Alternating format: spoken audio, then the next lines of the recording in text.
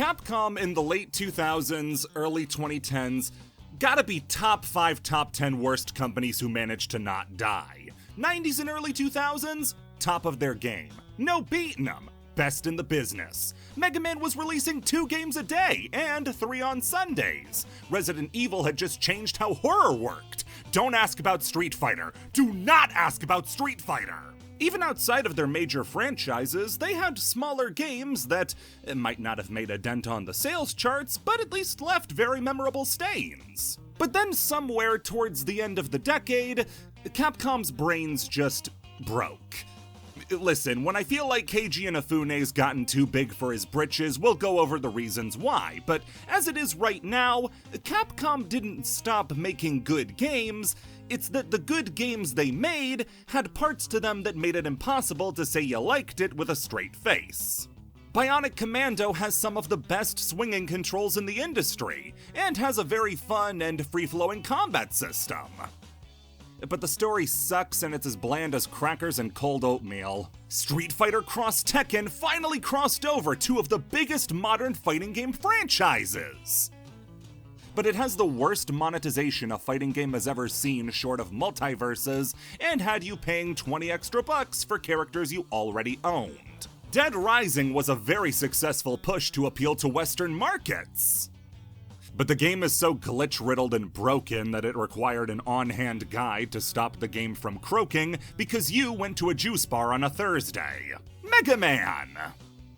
Mega Man? Capcom couldn't sniff a success in the 2010s up until 2017 with Resident Evil 7, proving that they did know what a video game was. And from there, they were back on track, even if that track had a few exoprimals tied to it. Do you think the Dino Crisis fans blink anymore, or are the horrors within much worse than the horrors outside? The zenith of this Capcom Dark Age was 2012.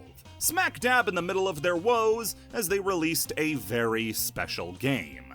A game that those who played praised to no end, and those who didn't saw it as a confused and misguided mess that was clearly gutted of so much of what the team was trying to do. This was Dragon's Dogma. I hate this game! This game sucks! I've entered the Dangan twice now! I hate this game! Oh yeah, Asura's Wrath also fits that description, don't it?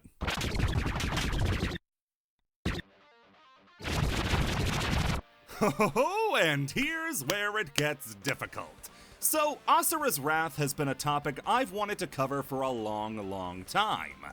Except here's the problem. My format, and how I like to talk, gels with Asura's Wrath very poorly. Normally, going from point A to point B with a game gives you a great skeleton to work with. You hit all the story beats, gameplay notes, you get everything. Asura's Wrath does not work for that, because if I went through it like that, this wouldn't be anything more than a recap of the story.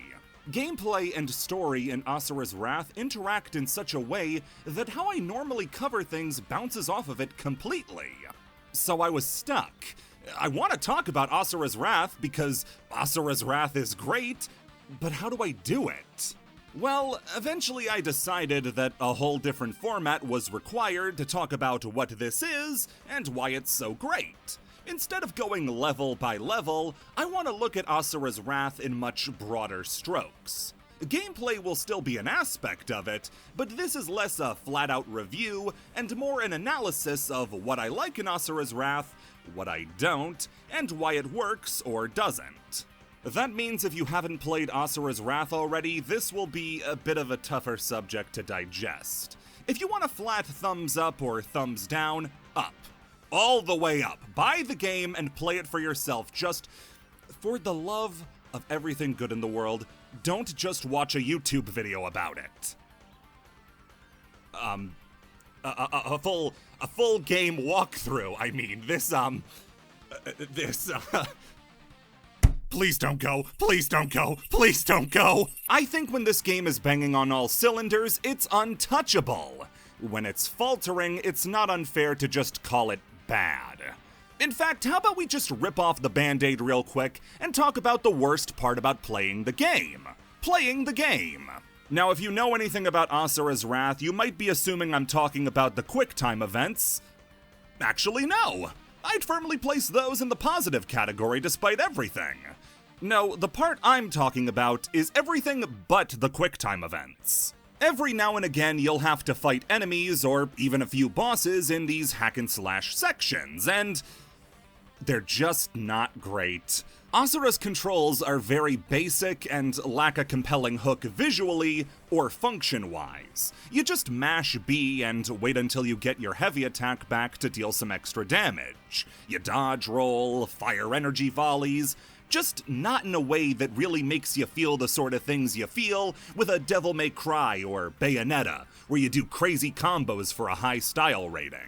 Asura doesn't have much style or substance to its gameplay in these portions, and they always outstay their welcome by a few minutes. The awe of the scene you're in will always wear off, and you'll realize how much of a button masher the game really is in these portions. Similar sections show up where you need to fire at faraway things with your punch lasers, and these two just aren't as engaging as the game shows it can be.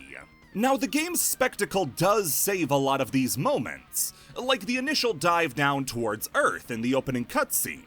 This section is a lot like the ones I've complained about, but it's different. In that scene, the awe of what's happening will make you forget about how basic the gameplay is and be enthralled in spite of it, because the presentation of the scene itself is really, really cool. A similar thing can be said about the boss fights, like the one with August on the moon, or the one against Berserk Asura where you play as Yasha, who is not cool. Yasha is a punk. Don't believe his lies! No!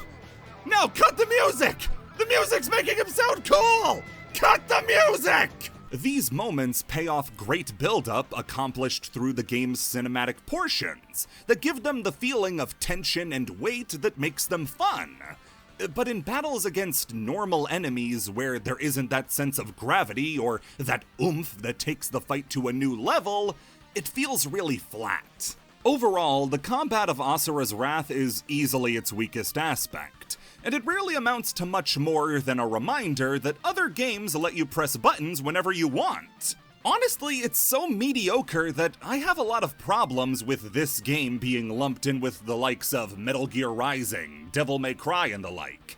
Given how much of this game is character action versus not, it'd be like adding Yakuza to a list of best racing games. It's certainly in there, there's no denying it, but that's not the main draw of the game. Now, obviously, the game doesn't really have something else you can call it without just flat out labeling it an interactive movie, so an action game is about the best thing to call it in that case, but it's just not the same thing at all to me. The game also takes a tiny bit to get going. Chapter 1 is amazing, but chapters 2, 3, and 4 are a bit less of a thrill ride. From 5 onwards, the game is going at 100 miles per hour, but those first few chapters are getting your engines going, and that's not exactly the most exciting thing in the world. Some might also benefit from a lack of those character action sections altogether. Chapter 2, for instance, has around 1 minute of it, and at that point just cut it out and give the player time to sneeze or something. That just about wraps up all my major negatives with the game itself, though. I want to talk about what this game does really, really well, and I can't think of anything the game gets more right than its own main character.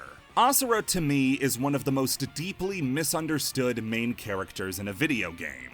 Most people who see him boil him down to the guy who screams and punches God. Now, the problem is that they aren't really telling a lie. Asura does scream. By God, does he scream! And he does work his way up from lower level gods to mid-level manager gods, all the way up to creation itself. These feats alone are enough to make people really gravitate towards Asura. His goals are simple, his actions are blunt, and he looks cool while doing it. The man flies by punching the ground and letting the impact send him skyward. He's not a god, he's a rock'em sock'em robot. These are all perfectly valid reasons to love Asura, and you're not wrong for these being the main reasons you love Asura. If you don't look at him in depth and try to understand what makes the man tick, you're still left with an incomparable badass who brings about galaxy-shaking change with his fists. Where I call him misunderstood is in people's ability to look deeper than the surface level. Again, Asura is not a character that outwardly begs much exploration. They kidnapped his daughter, he's generally against that. Punch, punch, punch. An aspect that I feel people do ignore, though, is that so much of that awesomeness is built on the back of the hard work that Asura is doing to subtly build him up as a character worthy of being hyped over. Without characterization, Asura is little more than a monster truck smashing things up. It's cool, but there's nothing else really to him. And that misconception does a lot of damage because there is a lot to Asura. The climate surrounding Asura's Wrath, the game, certainly has a lot to do with this, as it's been subsumed by the culture of hype. Just like what happened with Metal Gear Rising, the game's best and most impactful moments were shared time after time until it had become a mainstay of the mimetic gaming scene. That is not a bad thing in and of itself. The game is a spectacle to watch, and the more people knowing about Asura, and his wrath, is ultimately a good thing, and may finally convince Capcom to one day stop making just Street Fighter, Monster Hunter, and Resident Evil games, and re-release it with the DLC before the Xbox Live Marketplace shuts down. Or the heat death of the universe. Whichever one comes first. Scripts take time to write, and that joke was funny when I wrote it. Not anymore. If your main exposure to Asura's Wrath has been through memes or playthroughs, that's fine. But it does mean that in the process, much of the game's smaller moments that serve to characterize Asura as something other than the punch and scream man get glazed over. Emphasis on the glaze. Seeing a moment out of context like the fight with Wizen, August, or Chakravartin is a cool moment. But in context, you don't see a little angry man punching a planet to death. You see a complicated web of trauma, pain, and boundless love, using that love as a means to fight back against the insurmountable indifference of a completely corrupt world. Asura is a very complicated character, especially stand out in a game of one-note characters like this one. He is Wrath incarnate, very literally once you get to the DLC, but unlike every other deity, that's not all he has going on. You look at Sergei, you get everything you need to know about him by the end of the first twirl. August sets up himself as a big baller by the end of his first moments on camera. Yasha is a punk! Don't believe his lies! Yes, he does have a motorcycle called the Lone Wolf, but we'll get to it! None of them break these archetypes ever, and as a homage to the anime tropes the game is lavishing itself in, it works, but doesn't make for especially interesting characters. Fun! Lots of fun! But if you really want to break them down, they're easy to digest and understand. That's what tropes are meant for. I went on TV tropes and then didn't do any of that. That means I win at writing! Sergei wants to experience the beauty of violence, so you shouldn't really expect him to do anything else but the most violent thing he could do. August values battle so highly as a means to enjoy life that he'll continue working for a cause that he doesn't believe in simply to prove to himself that he's alive. Asura seems pretty much the same as you play through the opening. He screams, he punches. So far, the checklist has been filled out. But once that fighting's over and everything's done, he returns to his family and what does Asura do? He exposes us to a wholly different person. Because there isn't as much screaming and punching in these scenes, the scenes with Asura and his family aren't discussed as much when this game is brought up. But I feel like they're even more important than the punching scenes, because they give context to what Asura really is. Asura in these moments shows us more depth than any other general is capable of, simply by expressing a second emotion that is not screaming, scheming, or girl. Asura is the personification of anger. But he loves his wife. He loves his daughter. He eats the vegetables his daughter doesn't like so she doesn't have to. That anger fuels him in battle, but a car is not solely its gas, a train not its coals, and Asura not his wrath. These moments showcase not all of Asura's expressions or actions are fueled by rage. He's only characterized as such, given how little time in the game he gets to spend happy. But these moments give us all we need. His family is also key in showing what makes Asura so different from every other deity. The other deities have all thrown away personal ambition, their lives, and their free will in order to serve Deus, none of them having any agency or act without his command. He's browbeaten Yasha into submission so thoroughly, he'll send him on missions with the guy who killed his sister and kidnapped his niece, and Yasha won't so much as lift a finger because he's a gutless punk. Asura, meanwhile, has made massive decisions that ultimately have no use to Deus's cause, but were made because he wanted to do them. Marrying a woman? Fathering a child? These things aren't going to help Deus's plan, and given how other deities, save for August, don't even regard human life, this is extremely odd. Why does Asura have a family? It doesn't make sense if you paint all 8 of these characters with the same brush, but it makes perfect sense when you realize that, at his core, Asura is very different from the other deities. Only Asura gets the chance to showcase this level of emotional depth, and it serves the important role of putting his rage in context. Rage is a very complicated emotion that branches into, but also from, so many other emotions. Anger is key among them, of course. Try feeling rage towards something that doesn't make you angry, but another point that rage grows from is sadness. Anger is one thing, but to be thrown into a full rage requires something deeper than just anger. Anger, rooted in sadness, blossoms into rage. The sort of anger when you see someone be done a grievous wrong that didn't deserve it. The sort of anger when you see through a lie that hurt you. The sort of anger that comes when you see somebody you love hurt. Nothing happened to you, but suffering through pain would always be preferable to seeing it inflicted upon somebody you truly care about. That's why Asura can't let what happens to Mithra stand. And this is also the moment where we see just how removed from reality the other deities really are. Is it objectively a good idea to use Mithra as a battery for the Brahmastra? Yes. It's the best execution of a terrible plan, but Limitless Mantra would make her the perfect battery. But do you think that's what's going through Asura's mind when he hears her cry out in agony as they drain her of her mantra? No, because Asura isn't objective. Because Asura is human. Through his family, through his bond with something corporeal and real, instead of some vague plan, he's clung to something that the other deities didn't just lose, but threw away.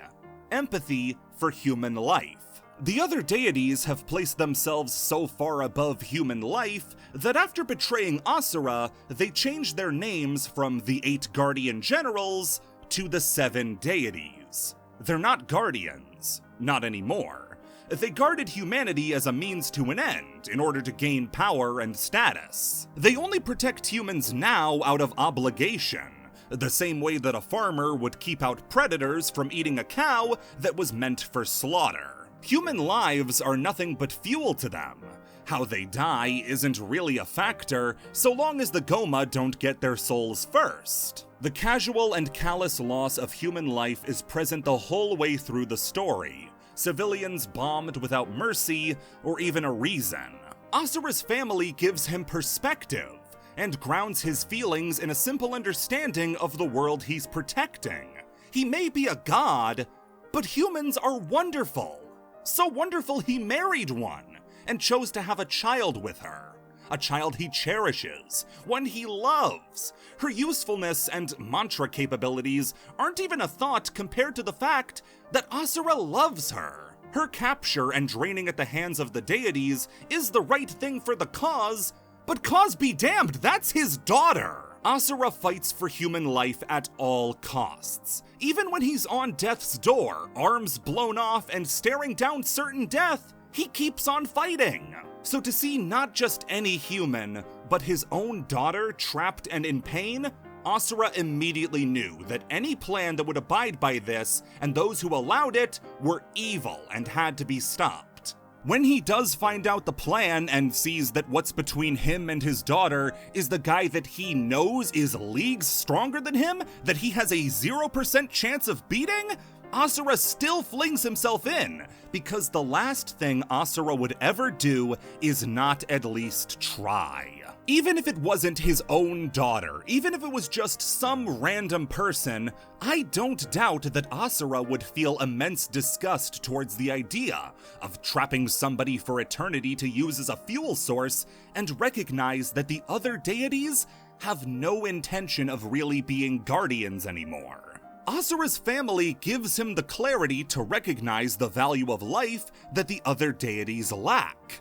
Without his family, Asura would be a shrieking madman, a mindless beast without goals or purpose, given one by the cause, and therefore loyal to it to his dying breath. We know that because it's exactly what every other deity already is. They speak at length about the cause and how any action is justified, as long as it gets them closer to the cause.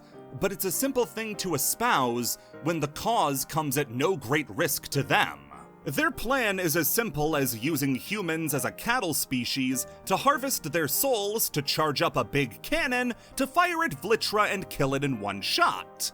But you're telling me that Deus has the power to keep all the other deities in check, and you're saying he couldn't have at least taken a few swings at Vlitra to at least try? He single-handedly bats away both guys who would go on to kill Vlitra. So then why didn't he take care of it himself? The reason he doesn't is because it's beneath him. Why would a god waste their energy when humans can foot the bill? Wyzen can become as big as the planet itself. Vlitra is inside of the planet. You're telling me he still can't do anything about it? They've claimed to protect the Earth for thousands of years, but after countless purification missions and billions of lives lost, they're no closer to getting rid of the Goma. They're as prevalent 12,000 years in the future as they were the day they beat Vlitra the first time. They haven't gotten rid of them because why would they? They have no incentive to, because as long as there are Goma, there will be a need for people to worship the seven deities. They can't get rid of the Goma, because if they do, they lose their fuel source. They could no doubt handle Vlitra whenever they wanted, but instead, let's slow cook this. Harvest human souls like crops.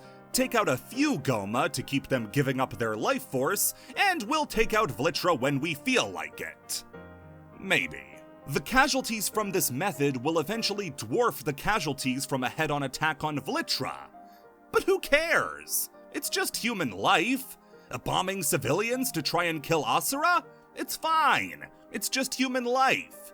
Keeping a young girl trapped in millennia-spanning torment? Who cares? It's just human life. Asura, meanwhile, is a character of action and hardship. While the others have chosen the path of least resistance, Asura is currently biting his way through a brick wall. This never dissuades him, though. No task or challenge ever gets Asura to waver in his goals, even if it means certain death. Across his entire journey for revenge against the deities, Asura suffers tragedy after tragedy, as he's beaten, brutalized, and killed multiple times. It would be so much easier for the poor guy to just accept that he's outgunned and accept death. But as long as he has the means to keep fighting, why should he stop? As long as the world is in the sorry state that it's in, he has no reason to stop fighting. Asura can't remove himself from that sort of emotional stress, and it's because of his family.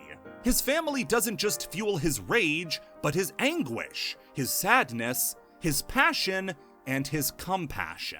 Another relationship that defines Asura is his relationship with August, as is shown off in episode 10, the one with the most PP in it. That stands for penis potential, by the way, not something lewd. Do you think it was on purpose to tie one of the most important character sections to the same scene where you can use the 6-axis controller to jiggle boobies?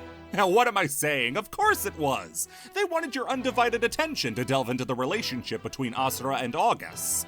Asura just finished squishing Caloro like a grape and falls directly into the same hot spring as August. Now, if this were anyone else, it would be on sight.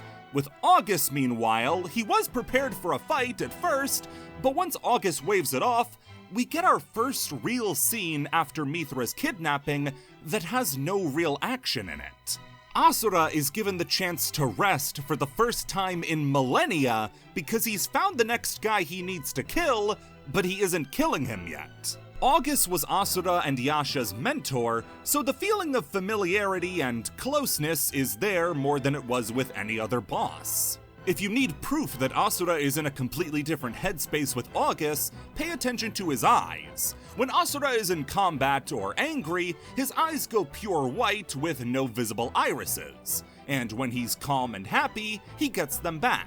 With August, they don't come back completely, but they're the most visible they've been since the start of the game. Now, it is in part to do with the gag of Asura looking at boobies, but god damn it, it's for plot reasons, I swear! Did you know this section actually sends out a low-frequency hum to draw your parents into the room while you're playing? August further separates himself from the battle Asura's going through by making it clear that Deus's dream doesn't matter to him. He thinks that it's a dumb idea and he doesn't want a part of it.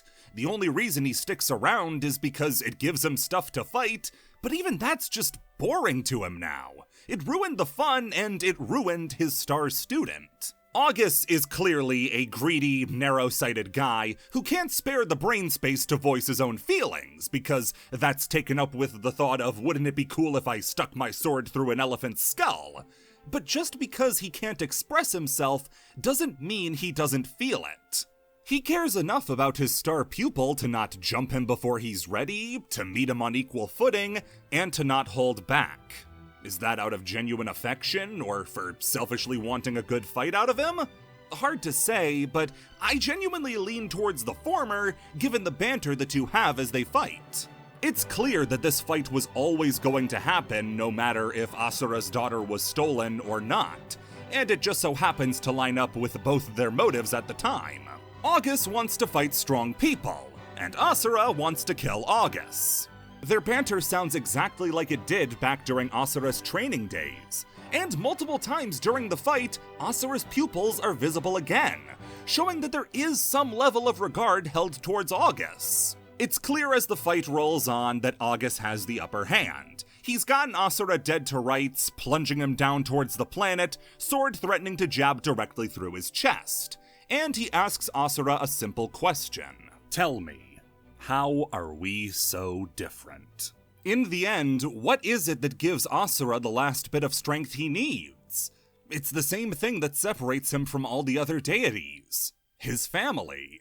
August tells Asura that he fights simply to fight, while Asura fights for his family, and in the clash that follows, it's clear that fighting for something lets Asura triumph over August. August is a real might makes right type of guy, fully believing that whoever is the strongest must be correct. This already has very interesting implications when you hear how he talks about Deus's plan, since he makes no bones about how stupid he thinks it is. Why would he talk so freely about the failings of somebody he takes orders from?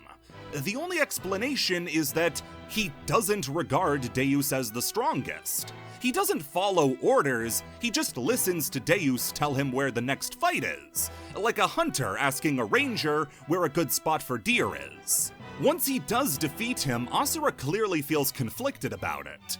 But August, in his own way, tries to reassure him. He tells Asura that due to his strength, he must be right, and in seeing the girl who looks like Mithra, he realizes where the power that killed him came from. In their final moments, the roles finally reverse, and Asura is teaching August an important lesson, that the way he went about fighting wasn't enough. At the end of the day, he could be as strong as he wanted, but without the drive behind him pushing him to fight for something bigger than himself, he could never beat Asura. He's in awe of how strong Asura has become, and wishes him well in his continuing battle as he fades away. Asura, though, still feels a lot of turmoil like he hasn't with any other boss. And with his arms ruined again and a Goma horde threatening to kill the girl who looks like Mithra, he takes Augus's sword. But not before telling him he's only borrowing it. This moment doesn't get 1/100th of the praise the fight itself gets, but it's such a touching moment. Imagine the amount of respect Asura had to have had for August to tell a man who just atomized in front of him that he's only borrowing the sword. His relationship with August is a very complicated one, complete with a full working knowledge of what the other's balls look like. But not only does it serve to enhance Asura's character, but in his defeat, it also shows to the viewers once again that Asura's love for his family puts him well out of the range of even the strongest deities. That love, though, does eventually lead to the darkest moment for Asura in the entire story, and it's when he's forced to face down the bad ending of his own story. The deities can't kill him. It just can't happen. They throw him into the darkest pits of hell, he's back causing trouble a mere 6,000 years later. But Mithra? She's not an immortal punch demon, she's just his daughter. And in the bombing raid where the girl who looks like Mithra is killed, Asura has to confront the idea that all of his anger and all of his rage towards fighting the deities could be worthless. He has no clue that Mithra is still alive, fueled based on visions that could easily just be delusions. The girl dying in front of him takes a worst-case scenario and forces Asura to confront it and react to it. To say his reaction was poor would be an understatement, but with this happening, it brings out the game's best scene: the birth of Berserk Asura.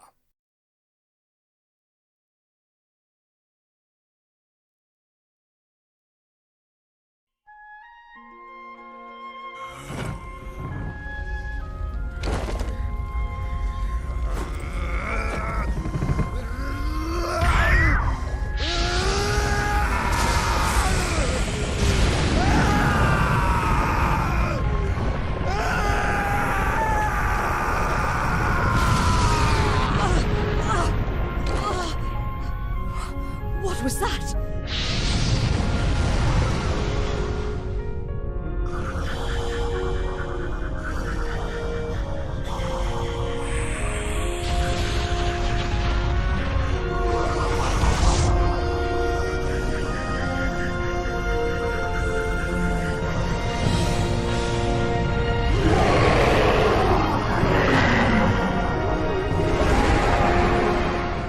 Asura has sustained himself for millennia on the idea of saving his daughter, and he's forced to confront the worst of all possible endings. Mithra dies, but he lives. I don't doubt that dying alongside his daughter would be an infinitely preferable outcome for Asura than losing her and having to go on. All hope ripped away as his rage and desire for revenge lose their purpose. If she's alive, then he's fighting to get her back. If she's dead, then what does he fight for? All that would be left is to fight in her memory. But memories are in the past. And when forced to confront life without her, what happens? We get to see what happens as her body is clear for Asura to see. No ambiguity, no chance, no dignity as she's wiped out callously and mercilessly by his former comrades. The scene leading up to the big transformation is disturbing for a lot of reasons. The cruelty of the deities is on full display, as without a thought paid to the people below, who were only guilty of standing near Asura, they bomb them relentlessly. Watching Asura slowly shift from a horrified look to one of slowly building rage is scary, but as he starts to scream, he struggles. He can't get the roars of a fearsome animal out because the Asura who could do that just died with his daughter. What does a man like this do when he loses the one thing he fought for, the only thing that he had left? In this moment, we see a totally different side to Asura. Asura's screams, provided by Liam O'Brien, who deserves a trophy every day for this performance, are very distinctive, and every one is indicative of how Asura feels, how much effort he's putting into something, how he's feeling when he's screaming. These screams are unlike any we've heard before. The love that was the fuel that allowed his rage to catch spark is gone. Without that love, the rage couldn't manifest itself in the same way. He's lost his wife, he's lost his friends, he just lost his daughter. What's left? Everything that made up Asura is gone, and all that's left is the body that housed his rage, his love, everything that made him up. And sadness is very, very good at filling voids where love once called home. Listen to the screams Asura lets out as he transforms, or after the fighting is over. These aren't the screams of somebody in a battle or fighting for their life. They're the screams of somebody in pain and suffering. He wants this to stop. He can't take it anymore. He sounds like an animal caught in a painful trap. And what does an animal who's trapped do? It lashes out. It gets violent. It fights like never before. Berserk Asura is one of the few times in the game where instead of leaning into and following classic anime tropes, it flips it on its head. Rage boosts in anime are as common as pages in a book. Nearly every battle shonen manga or anime has a moment where the character feels great rage and it manifests itself in a huge power-up. The most famous anime transformation of all time is based on Goku watching his best friend explode and die in front of him, and that triggers his transformation into a Super Saiyan. There are a lot of similarities between Berserk Asura and Super Saiyan in regards of both its activation, its immediate and devastating power, and in how both characters react to it. In the moment, neither Asura or Goku acknowledge the power-up as a moment of triumph, or even acknowledge it at all. We as the audience are allowed to revel in Asura getting this power-up, in Goku finally being able to stand up to Frieza, but for the characters themselves, they're still in the throes of total misery. It'd be ridiculous if they took the time to say, "Whoa, I'm feeling super duper strong!" Both are brought about by great tragedy, and both give their characters the ability to fight back against the forces that cause them such pain. But they divert in some key ways. A lot of the ways that they differ come down to presentation choices made outside of the purview of the story itself. In the original Japanese airings of the Super Saiyan transformation, it has the same musical track over it that a lot of dramatic Dragon Ball moments do. And the song itself does have an element of wow to it. It enhances Super Saiyan as a moment of awe for the audience. As well as the fight with Frieza drags on, Goku is still in full control of what he's doing. He makes the choice to taunt Frieza, to let him power up, and to try and let Frieza go. These choices are missing in Berserk Asura's transformation. Despite seeming to be the exact same on the outside, these subtle changes turn a moment of prophecy-fulfilling power for the crowd into one of horror and sadness. Instead of music that could be seen in any way as explosive, joyful, or even victorious, the song used is the game's theme, In Your Belief. In Your Belief is not an uplifting song. It has moments that sound grand in comparison to the rest, but it ultimately still has an air of melancholy around it, thanks to those slower moments that lead into the booming moments.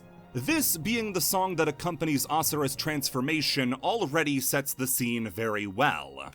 But then you make an even more important realization. This is the instrumental version. In Your Belief is a vocal track, but here it's presented as an instrumental.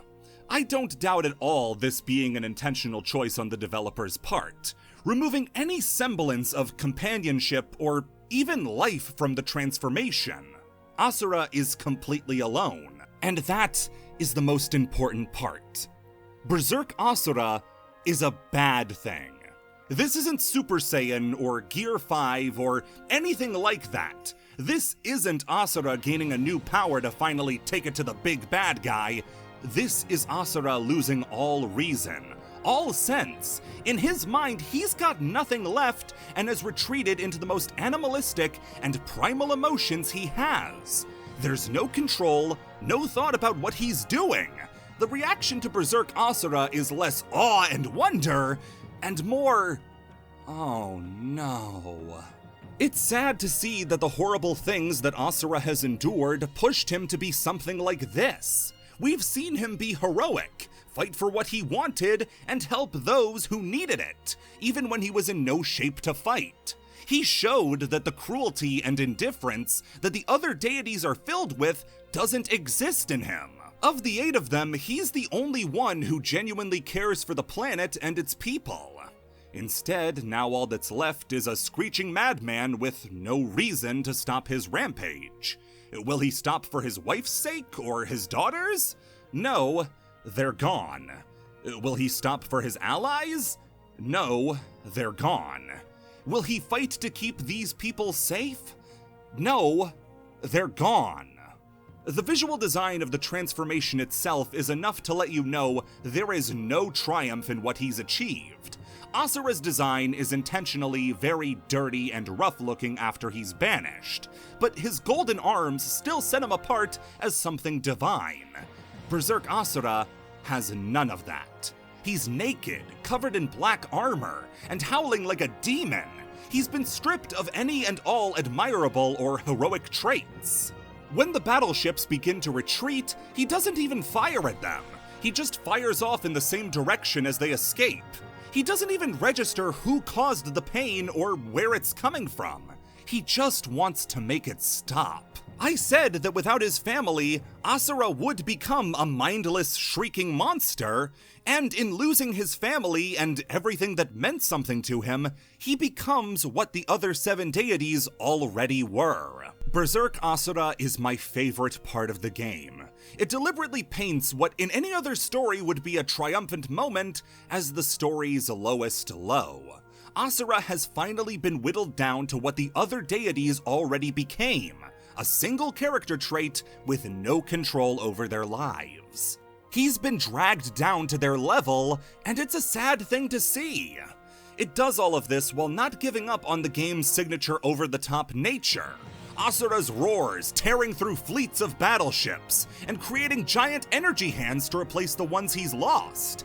I won't kid you and try to say that Berserk Asura isn't cool, but he's cool in a Shin Godzilla way, where it's a really rad design and actions performed by somebody who doesn't deserve to suffer in this way. It also makes the fight at the end of the game all the more impactful, as this isn't Asura's only transformation. When him and the rat are diving down to kill Vlitra, they seem to be totally out and as good as dead. Thanks to his daughter's love and power, he gets to become Mantra Asura, which not only gives him the power while retaining his sense, it's achieved through regaining his reason to fight, his daughter. Berserk Asura was born from losing hope, and Mantra Asura was born through getting it back. And what form does Vlitra take when Asura finally reaches the core? Berserk Asura. As if it had to be made any more clear that Berserk Asura was a bad thing, the natural disaster that he punches into submission takes that exact form. The Goma and Vlitra have always been manifestations of the Earth's wrath through the creatures that inhabit it. So why not have the final and strongest of them be the strongest creature it ever witnessed? Of course, Berserk Asura's destruction tour has to come to an end, and it does at the hands of Dr. Bitch. I hate Yasha. Pre-DLC, I hate him, and post-DLC, I acknowledge him. This guy has 12,000 years to grow a spine and do the thing Asura's been doing the entire time and stand up when his family has been torn apart. Yasha knows everything. He knows Sergei killed his sister. He knows where Mithra is being held, but he doesn't so much as move a muscle to change a thing. He shows up to kill a critically injured Asura and talks down to him the entire time. He talks to Asura like he's an idiot when he's fully aware that he's the only one doing the right thing. He finally snaps back to reality when he watches Sergei blow up a city for pretty much no reason, like they weren't doing that 20 minutes ago. They've been doing this for 12,000 years. I don't think you get it. 12,000 years. It's such a big number that the scope is kind of lost. But imagine if since the goddamn Paleolithic era, magical android assholes have been bombing Earth whenever a scary animal shows up. They've been doing this for way too long for Yasha to only now know that this is a problem. And if this is the first time he's witnessed it firsthand, how did he miss it? Sergei gets to make his grand declaration of killing Durga and kidnapping Mithra, and all this little bastard can say is, "I knew." When I heard this the first time, my blood was boiling. This game wants to show Asura and Yasha as equals, but what it really looks like is that Yasha is a humongous coward that doesn't have the stones to do what Asura has been doing this entire time. He had the time, he had the means, he should have had the motivation, but that's somehow still up in the air. And when he does start fighting Asura, he keeps up the shtick from the first fight and talks down to Asura the entire time, like Asura isn't the man he wishes he could be. Asura is powered by rage, and Yasha is powered by sadness. How in the hell is he not as sad as Asura is angry? His last lines before the fight starts are pretty much, I wasn't paying attention. The most frustrating part is that he keeps asking how Asura got so strong, like he doesn't understand. Your sister! That was it! That was the reason! He even manages to talk himself out of critically thinking about his own actions by repeating the same empty platitudes he has been for years. Squibbledy-bibbledy, grumbledy-glum, I am sad and you are dumb. I can't stand Yasha. He is one of the most annoying and frustrating rival characters in any game I've ever seen. He never takes action. He never tries to be better. And the idea that the game tries to give him a face turn is very frustrating. He only tries to be better after getting his nose held down in what being a passive rock has gotten him. And don't think this is me not getting Yasha. Yasha's story is an exploration of a man with sadness as his main emotion, like Asura's is wrath. He joins Deus's cause as a way to end all the conflict, and it gets his sister killed for, ultimately, no reason. The plan is so goddamn stupid. Why do you need a fall guy? Why is the fall guy one of the 5 or so people you know can do something about it? He spends the next 12,000 years trying to justify all of this to himself, because if he has to confront what he's done and what he's responsible for, he'll collapse under the weight of it. He puts on a stone face and tries to disconnect himself from what he is ultimately culpable in by saying it's for the cause. He didn't get his sister killed, it was for the cause. His sister didn't die in vain, it was for the cause. He hasn't done anything wrong, it was for the cause. The problem is that it is very hard to write this sort of story without making the central character come off as the most passive, spineless, gutless coward you've ever seen. Oh, but he wasn't strong enough to take on Deus by himself. He would have died. Okay, let's say Yasha doesn't have the chutzpah to climb out of hell. At least he could have died knowing he tried. But no. Instead, he lives his whole life under the thumb of the guy who made the call to kill his only family because Yasha is a spineless, gutless coward. And you know what? While we're burning the bridge, Orphan Wolf Legend is a great song. I like it a lot. It doesn't need to play every time he shows up. It's got like a 30-second long intro. It doesn't need to play every single time he comes on screen. It's not a Sonic Adventure 2 cutscene. You have to understand that you have to work very, very hard to make the world's most obvious Fist of the North Star homage be one of my least favorite parts of the game, but Yasha as a character is so frustrating to watch that it ruins the whole thing. Now, a lot of this has been a more character-heavy and thematic look at the game. So let's stop pretending that this game isn't also rad as hell. Asura's Wrath is a beautiful game. For a game released in 2012 on what's now decade-old hardware, the game still looks top of the line, thanks to heavy stylization and visual identity. Asura's Wrath is based heavily on a fusion of Hindu and Buddhist imagery with sci-fi, and from the weaponry to the spaceships to the grunts to even the deities, this all comes across very well. Tyson soldiers clearly draw heavy inspiration from real-world Buddha statues, as do many of the members of the Shinkoku army.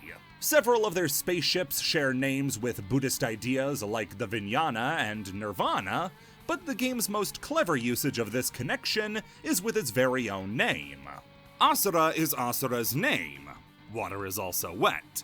But in Hinduism and Buddhism, it serves an entirely different purpose, referring to a class of creatures above humans, but below the actual level of divinity.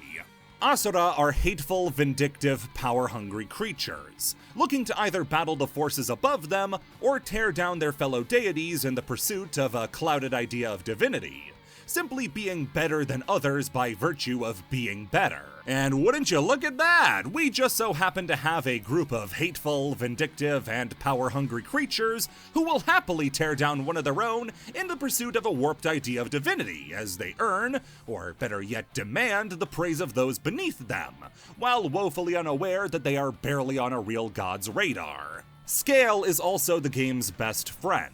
No matter what you do or what fight you're in, the game goes a length to show that your actions are massive and impactful.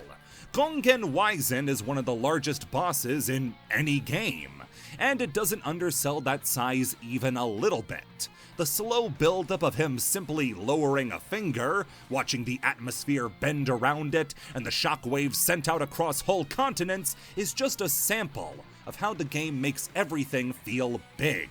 But in that scope, Asura's Wrath never lets the player become an afterthought. What makes it so good is that you're responsible for all of this. So the main gameplay of Asura's Wrath is not the action sections you've seen so far. No, instead it's these interactive cutscenes that you influence by pressing the correct button or moving the control stick in the right direction. Now, a very important historical note to take into account with this game is that Asura's Wrath came out in a time where video games as a medium had a few big boogeymen.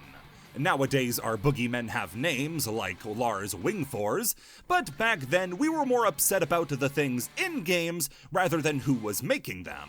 Pointless DLCs, online passes locked behind physical editions, and the king of the mountain, QuickTime events. Looking back at older discussions about video games online, you'd think that QuickTime events were the leading cause of childhood obesity for how people talked about them.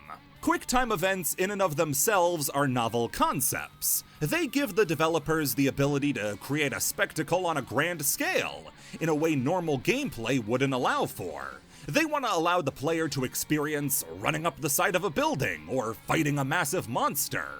But to implement that with the gameplay they currently have would either be a huge time sink, impossible to make function, or extremely underwhelming. Games like God of War reveled in QuickTime events, as ways to let their players accomplish impossible feats. Metal Gear Rising, which is known for its over-the-top spectacle, was able to accomplish much of it by mashing, precise button presses, and controller stick waggles. However, they quickly suffered from the same problem that Ubisoft Towers and crafting systems do now.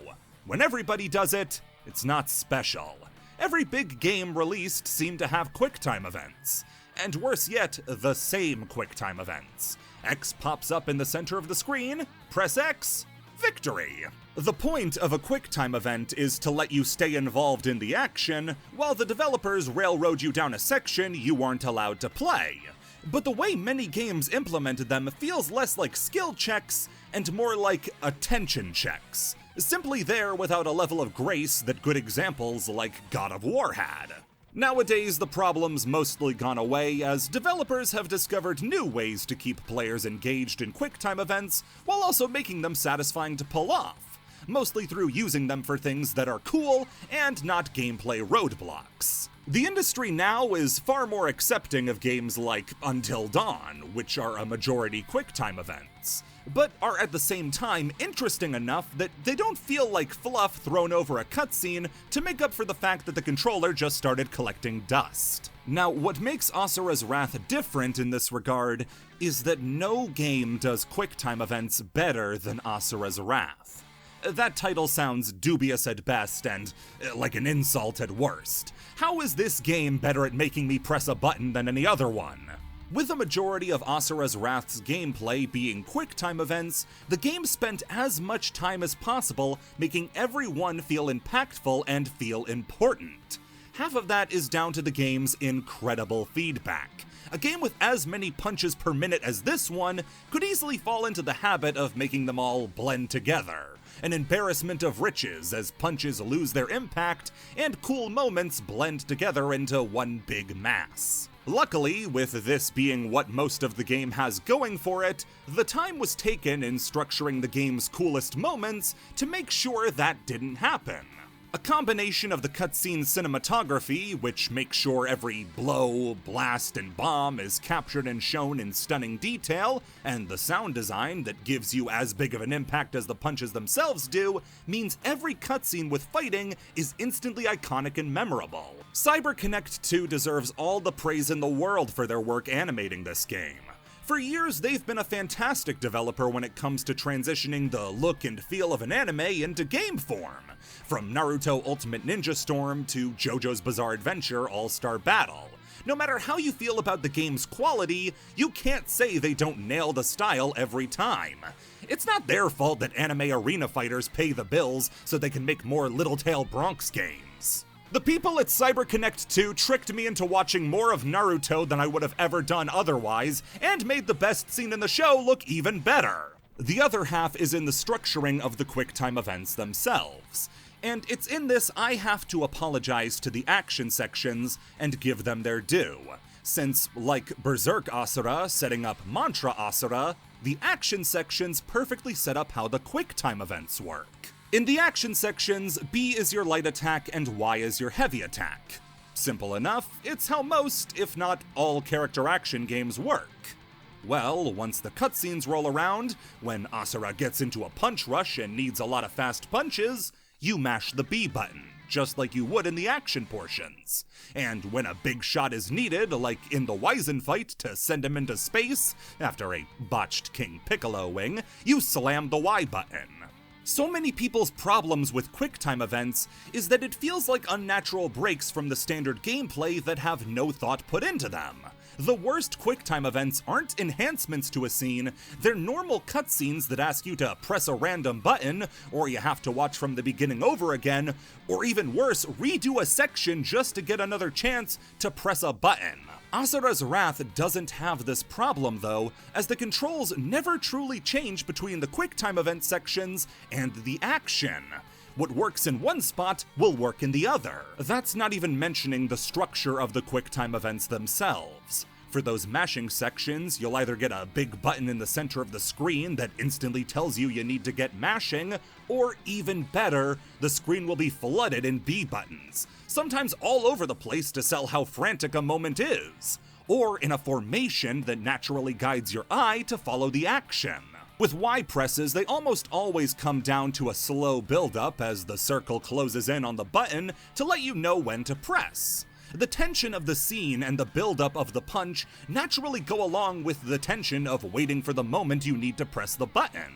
Even the control stick motions feel like they perfectly sync up with the action, as you press it in a direction to start running, recover from a big blow, or deflect one entirely. Each motion you make guides the action, and shows so much more thought having gone into it than they would have accomplished with just B presses. If you need examples for how good the game is at using its presentation and QuickTime events to create memorable moments, let's study the game's most iconic fight, Asura versus Wizen. I know a lot of people will argue the August fight is even more iconic, and they have a very good point.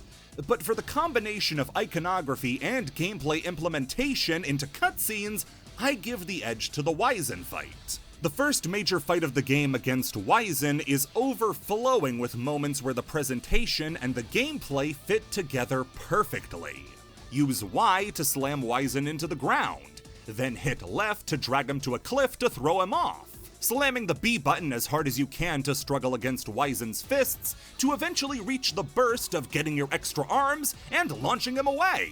Of course, all of these moments are small potatoes compared to what is the game's single most iconic moment. Promotional material, fan art, all based around this moment. Asura versus Gongen Wyzen. After Wyzen transforms into his planet form, he threatens to wipe Asura off the face of the earth with a single finger. You've never seen anything this scope in the entire game up until now. Not even Vlitra compared to something like this. Their power is through the roof. How are you supposed to defend against this? With the right stick, you plant your right foot. With the left stick, you plant your left foot. Then you thrust both sticks out as Asura prepares to catch the finger with his bare hands. Then, after one of the game's most desperate mashing sections, as you keep pressing faster and faster and faster, harder as you try to keep Asura from getting squished like an ant, never able to push past that limit as your arms begin exploding from the stress, all before you gather every ounce of energy and deliver one last punch that shatters Wyzen's entire body. Every single one of these actions is accompanied with booming instrumentals, phenomenal voice work, and most importantly, action that gels with your inputs perfectly. Speaking very briefly on that, you may have noticed that I haven't brought up the voice cast very much. That's because the patches the doctor's been giving me have been working, but I just ran out, so here we go. The voice cast for the game is phenomenal, and true to its anime roots, is loaded up on some of the medium's most iconic voices. Liam O'Brien, voice of Gaara, Kenzo Tenma, and Akihiko Sanada, voices Asura. Robin Atkin Downs, voice of the medic, Travis Touchdown, and Kazuhira Miller, the guy currently doing a better job of saving TF2 than Valve is, he voices Yasha. Steve Bloom, he voices Orochimaru, Wolverine, Spike Spiegel, and he voices Sergei. The cast is a really, really good fit, and makes for a great dub, and the original Japanese version isn't too far off. I said that Liam O'Brien deserves a trophy a day for his performance, but really nothing can pay back the damage he did to his own throat to make these screams happen. Okay, I found an extra patch on the floor, I think I can be normal again. If you ever need to convince someone that Asura's Wrath is something special, the Wyzen fight is the perfect showcase of what makes this game so different and so special. Very important though, play, not show. There's this sentiment going around that Asura's Wrath is awesome, but it's something you can experience in an online video instead of actually playing. After all, the game is basically a full anime series, and it would make sense that you could watch it like one. And if Asura's Wrath was an anime, it would work. But it's not. Asura's Wrath is a video game. Asura's Wrath is not a game like Until Dawn or The Walking Dead, where the story is the main draw and the experience of controlling it is kind of secondary. There is a tactile, visceral feeling that comes from playing Asura's Wrath that you can only get by playing it. It's one thing to watch August and Asura fight on the moon before plummeting back down to Earth, but a key component of the game is lost when it's viewed and not experienced. You don't get the feeling of catching August's sword and watching it slice into the moon's crust. You don't get the satisfaction of standing your ground after August's punches and returning in kind. You don't get the finality of shattering your fist on a sword that is plunging into the Earth's core, catching the shattered remains, and finishing off your teacher. The fight with August isn't iconic simply because of the amazing locale, score, and escalation of action. It's iconic because those who played it remember every motion because they experienced it themselves. Despite how little you really do, every correct input makes you feel like you're in full control of a pre-rendered cutscene.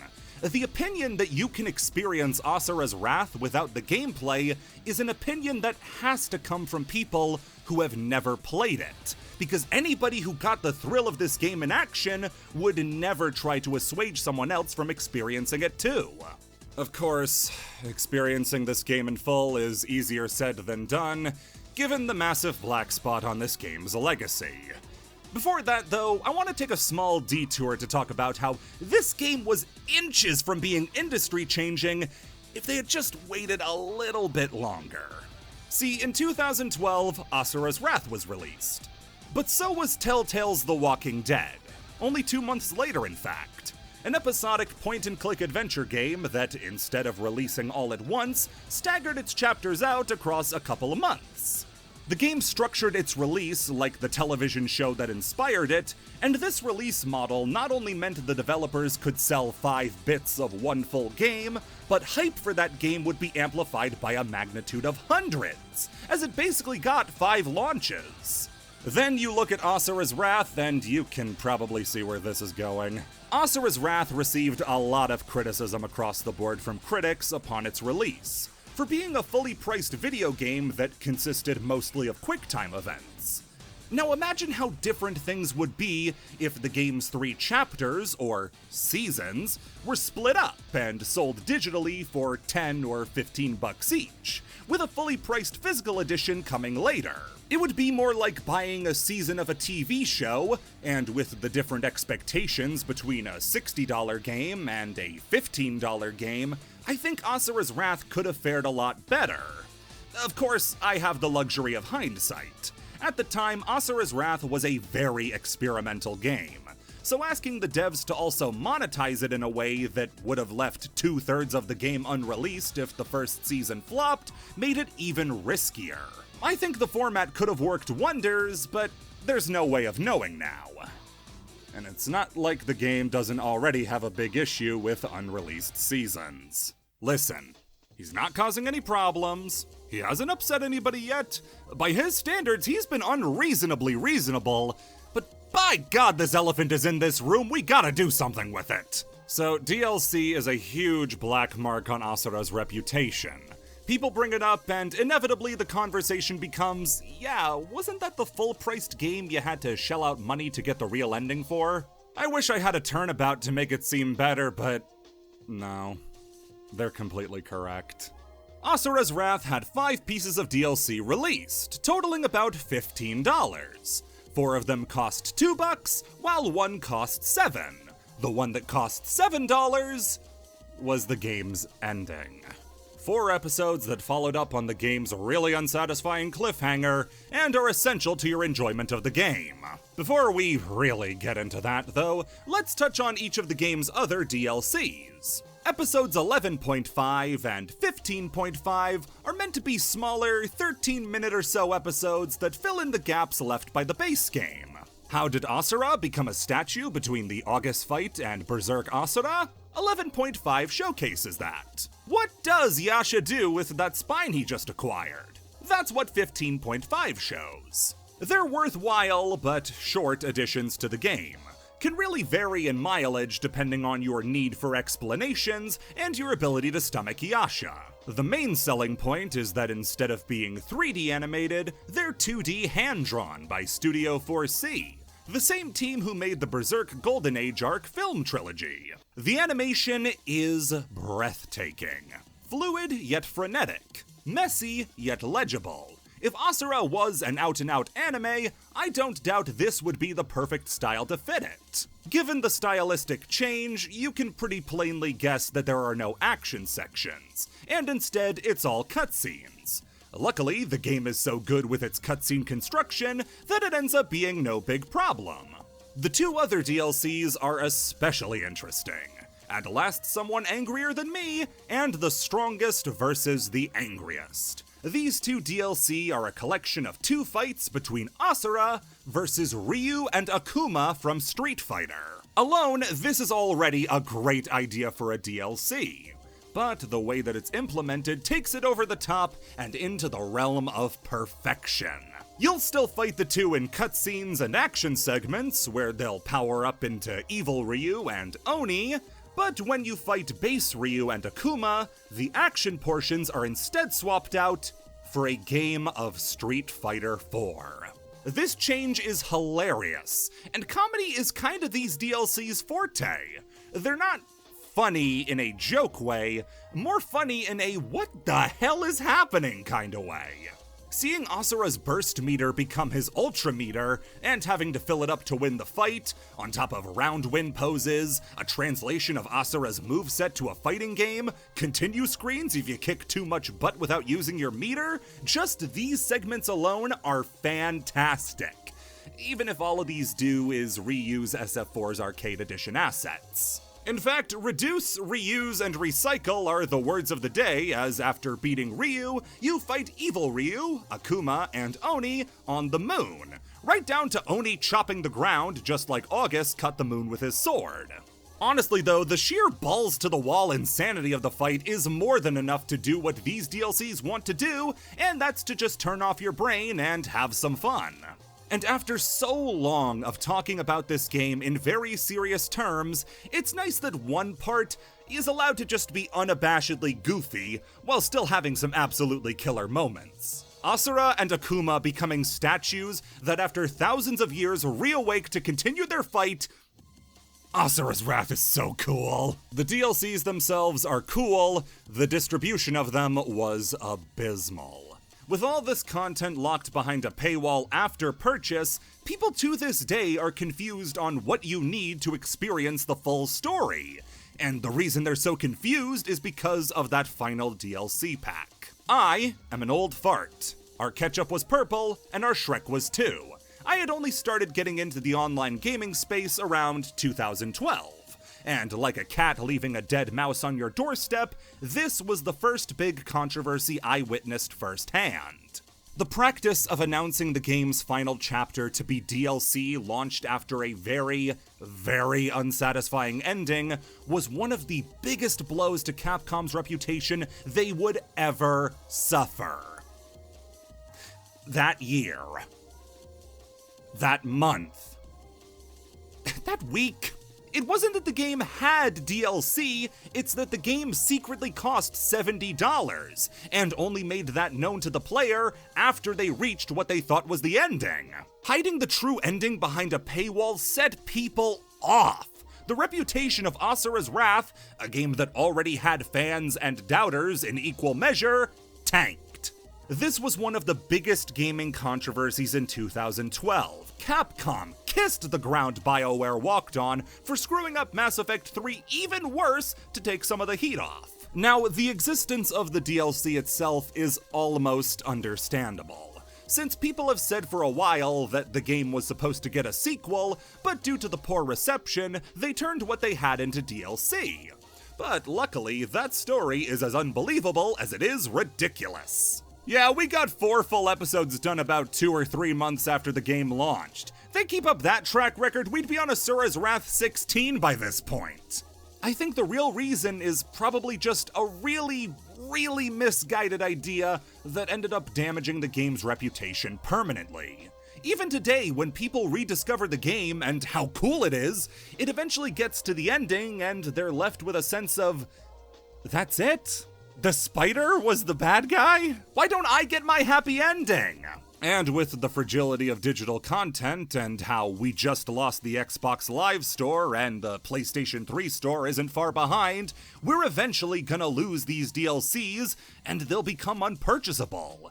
And then the only way to experience some of the game's best content is via videos. Oh yeah, the DLC is phenomenal, that's the worst part. Chakra Vartan should be the dampest squib of a bad guy possible. Shows up at the last second as an omnipotent god who was testing Asura the entire time. However, not only are the character's reactions to his arrival interesting, but the lore that he reveals about the world puts a lot of things into perspective. Yasha is beside himself as he realizes 12,000 years of his life were just studying for a test. But Asura can't help but laugh as he sees the guy most deserving of a punch show up right in front of him. As for the lore, he finally had us reckon with the thought that's been in the back of our minds all game. So, is Asura a robot, or what?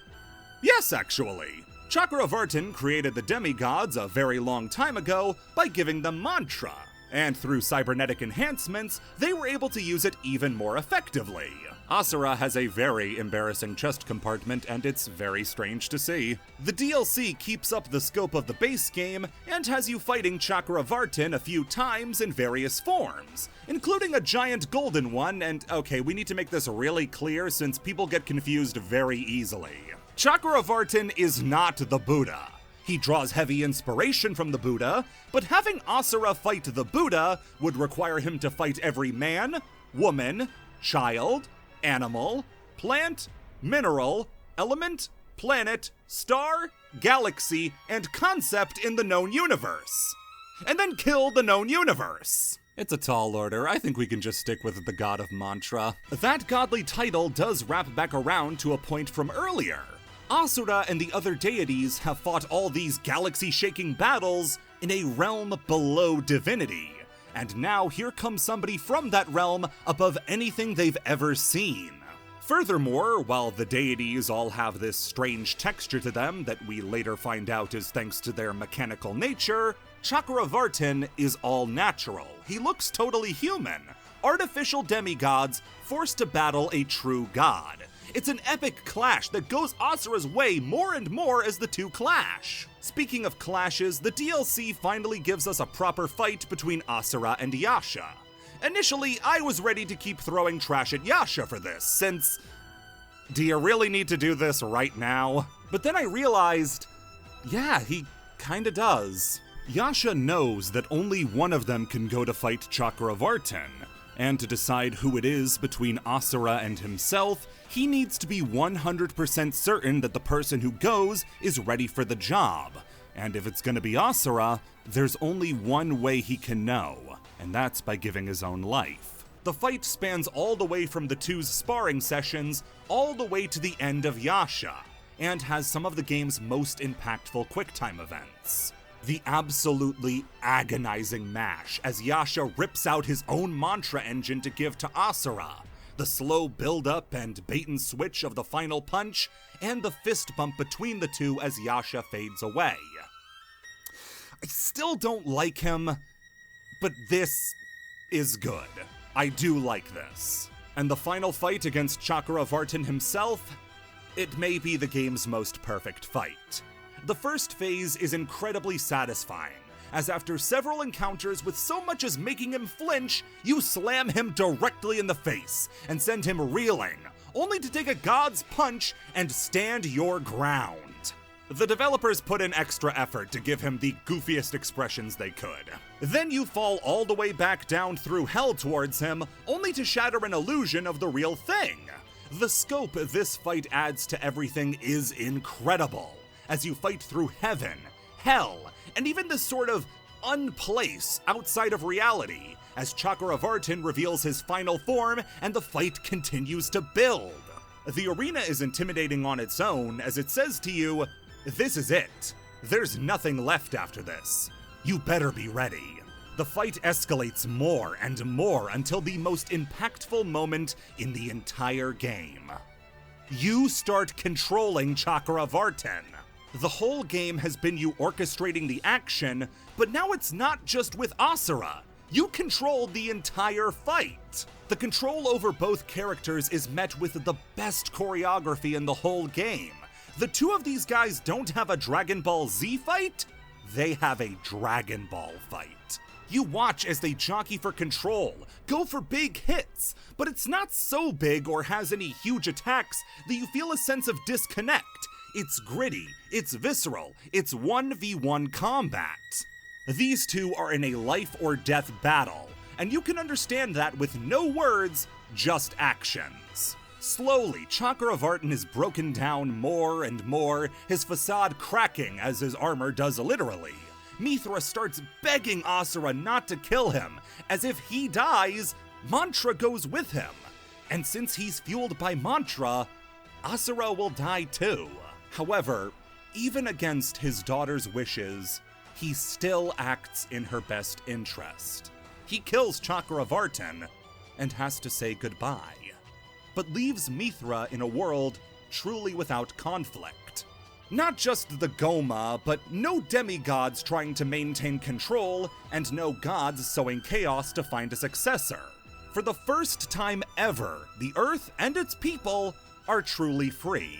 The game wraps up with a really pretty scene as an absurd amount of time passes, as we get to see the characters all reincarnated into the modern day.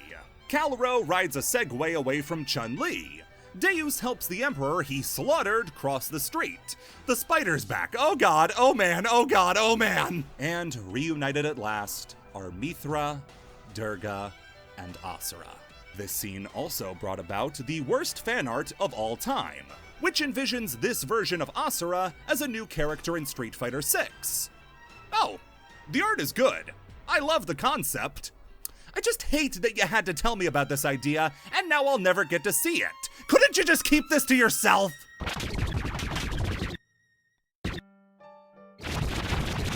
Asura's Wrath is a sort of game that really takes advantage of the medium of a video game to enhance its experience. A lot of times games will get credit for playing with the format of a video game, but Asura's Wrath is truly alone in its field of giving you the sensation of directing battles like it does. There's a fair chance you completely bounce off the game. That is very likely given how unique it is. You might not gel with it and find its brand of combat to be really annoying and unfun. There's just as much of a chance that you'll find what I and so many others have found, and that's one of the best experiences you can get from a video game.